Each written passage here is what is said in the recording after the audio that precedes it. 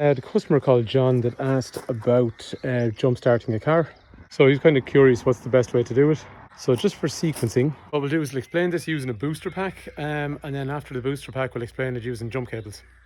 Actually, while we're doing this, I got this booster pack. I've had a million boosters packs in my time, but this is probably the most expensive one I've ever got, but it's probably the best. It's got some nice stuff like lights and USBs and all that kind of stuff as well.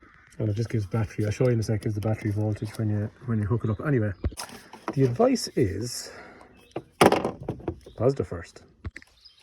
So connecting up the positive first establishes a circuit, so less chance of sparks and any other kind of issues.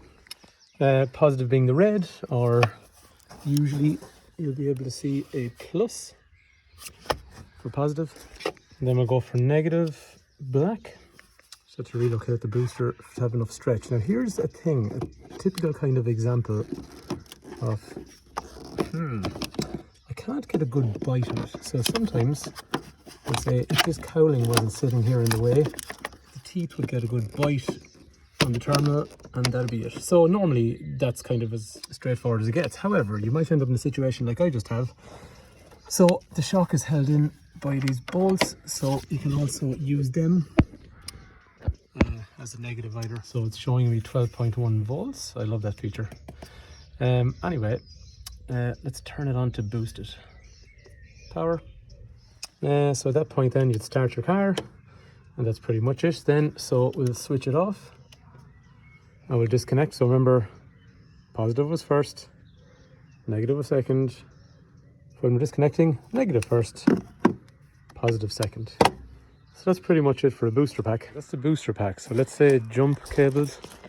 Let's pretend this car here is the dead one, and this is the one we're going to jump it from. Unfortunately, that's a hybrid. It's a bit of a different setup, so I don't really have a 12-volt battery sitting in this, but you know how to clamp a battery like we just saw on this one.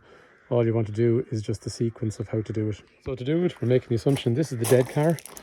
So red, positive, you go to positive on this one.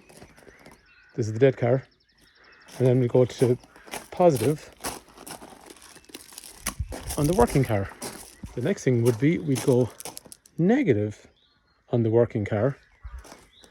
And then we'd go negative on the dead car. When disconnecting negative from the dead car, negative from the car that was assisting us, positive from the car that was assisting us, and positive from the car that was dead.